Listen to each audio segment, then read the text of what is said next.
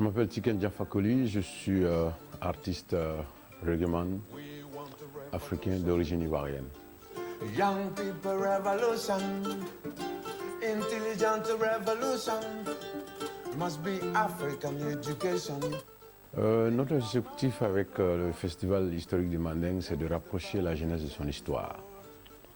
Et je pense que c'est important qu'on connaisse notre histoire et pour que nous puissions raconter cette histoire à nos enfants et à nos petits-enfants. Il n'y a pas longtemps, un homme politique français a dit que l'Afrique n'était jamais rentrée. Le problème de l'Afrique, c'est que l'Afrique n'était jamais rentrée dans l'histoire. Je pense que cela prouve que cet homme politique ne connaît pas notre histoire. Et s'il ne connaît pas notre histoire, ça veut dire que beaucoup de ses compatriotes pensent que notre histoire commence par l'esclavage ou la colonisation. Alors que nous avons une histoire fabuleuse, une histoire qui a marqué le monde. Un exemple simple, c'est qu'au XIIIe siècle, nos ancêtres de l'Empire du Manding ont écrit la première constitution qu'on appelle la Charte du Manding. Et cette constitution, dans cette constitution, les femmes avaient des droits, les enfants avaient leurs droits, tout le monde, toute la société était organisée. Et donc, je pense que c'est important aujourd'hui que nous-mêmes, on apprenne notre histoire et qu'on parle de notre histoire dans le monde entier. On demande même que nos grands frères qui ont des moyens et qui s'intéressent au cinéma fassent des films. Et que nos frères qui savent faire des bandes dessinées fassent des bandes dessinées pour que les autres puissent apprendre notre histoire pour éviter que des choses comme ça se disent sur nous. C'est le dernier appel du Vol Africa. Dans cet avion, il est écrit qu'on doit arrêter de demander. Babylone donne et Babylone ordonnera toujours. Dans cet avion, il est écrit, arrêtons de tendre la main, qu'il faut travailler pour sortir ce continent du tout. C'est le dernier appel du Vol Africa. La situation sur les migrants qui déferlent sur l'Europe, je pense que quand on va en profondeur de cette situation, quand on essaie de mener des enquêtes, on trouvera que cette situation a été provoquée un peu par les pays occidentaux aujourd'hui qui s'en plaignent, qui se plaignent de l'arrivée de ces migrants.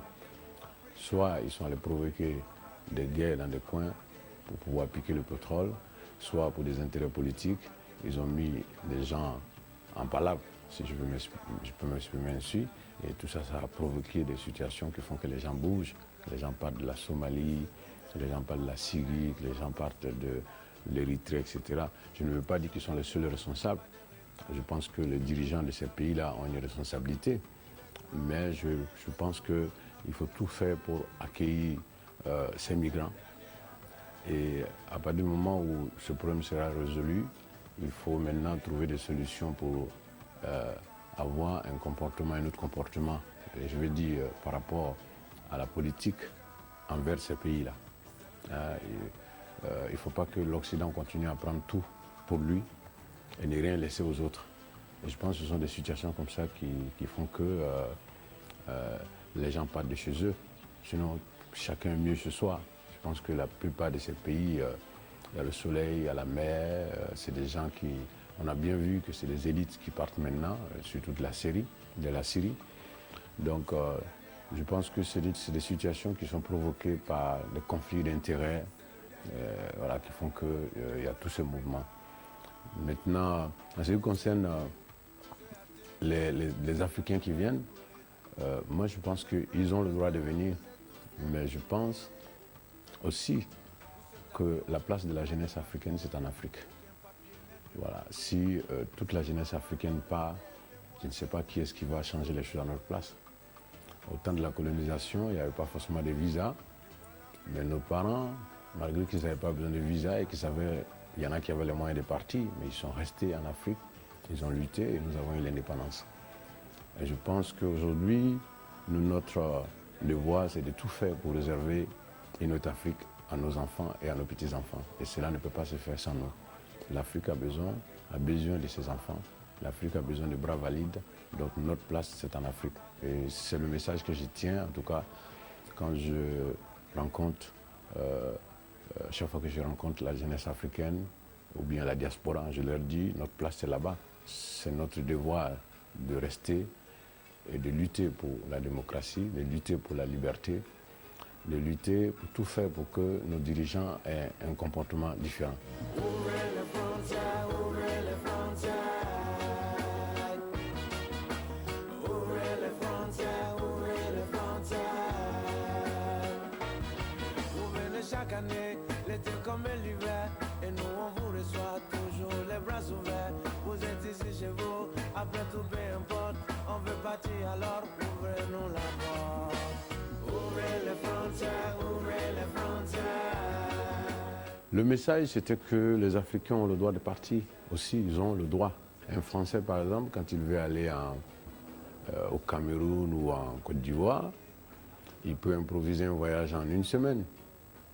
Mais un Camerounais ou un Ivoirien qui veut venir en France, pour faire des sacrifices de moutons, il va faire des sacrifices de moutons, des sacrifices de bœufs, il va trouver 2 tonnes de papier, on va lui demander 2 tonnes de papier.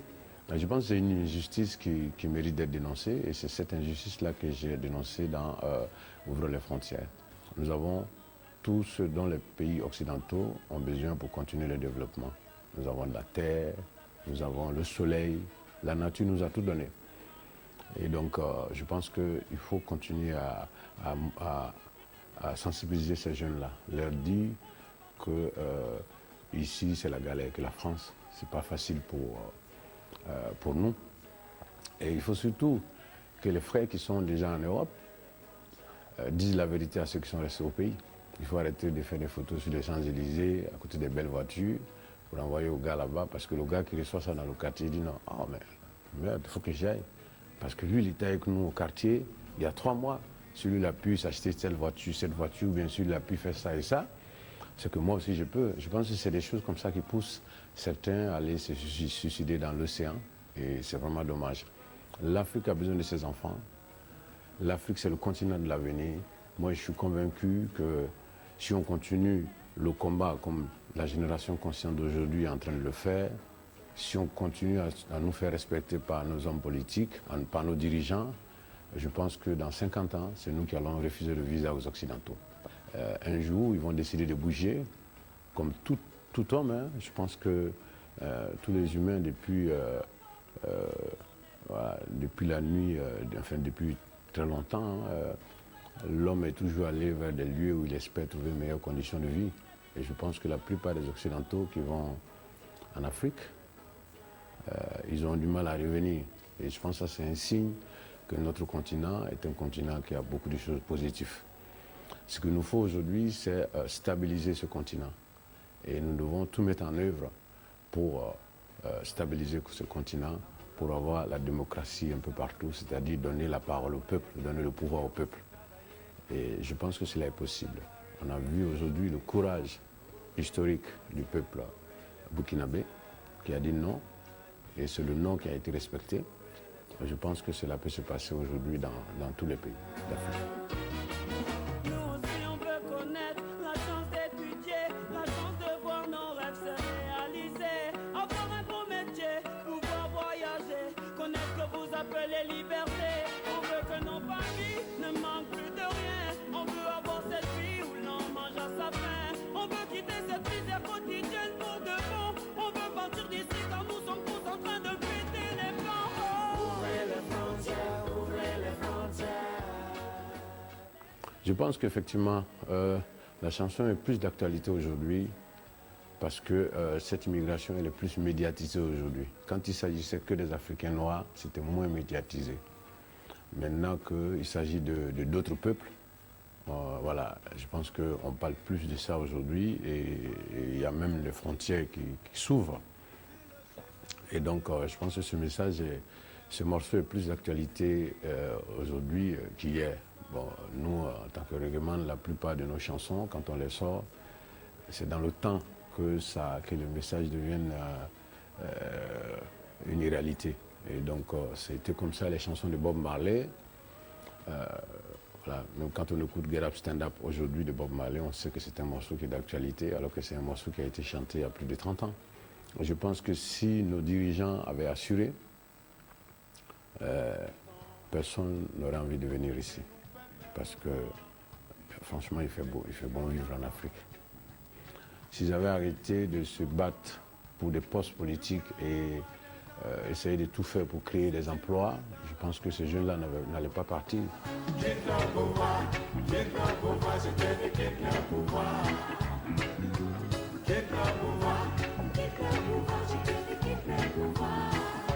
Ben, le message que je vais adresser aux dirigeants africains, c'est que de tout faire pour ne pas s'accrocher au pouvoir. Voilà, c'est ce que je peux dire à nos grands frères, à nos frères qui sont au pouvoir aujourd'hui en Afrique. Ça ne sert à rien de s'accrocher. Si vous voulez rentrer dans l'histoire comme Nelson Mandela, vous voulez rentrer dans l'histoire comme Mathieu Kérékou, vous voulez rentrer dans l'histoire comme, en tout cas, les grands hommes dont on parle très longtemps, après leur mort, il faut savoir partir. Il faut avoir la sagesse de dire, je ne suis pas le seul de mon parti à pouvoir gouverner. Je ne suis pas le plus intelligent de mon pays ou des membres de mon parti. Je peux laisser la place à quelqu'un d'autre, me retirer et si possible de revenir.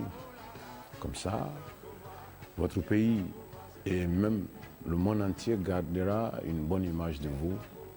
Et cela peut avoir des retombées sur votre famille, sur l'image de votre famille pendant très longtemps.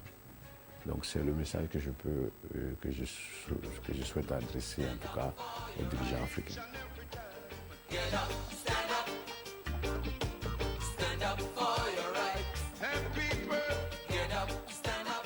Le retour du reggae aujourd'hui en Afrique est concret.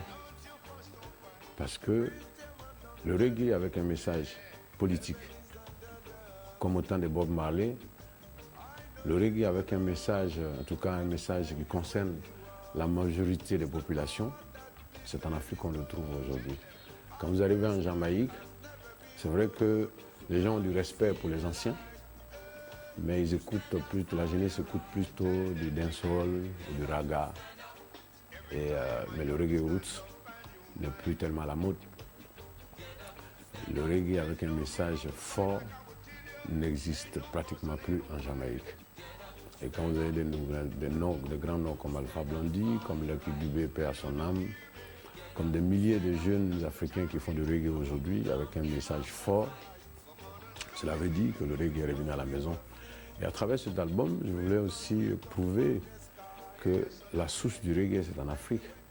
Que les Jamaïcains ayant été arrachés à l'Afrique sont partis précipitamment avec le reggae dans leur sac ou dans leur tête, et que c'est en Jamaïque qu'ils ont ouvert le sac, et bien que c'est en Jamaïque qu'ils ont libéré l'inspiration. Et c'est ce que j'ai voulu, c'est tout ça que j'ai voulu prouver à travers cette reprise-là, qui s'appelle Racine. Get up, stand up.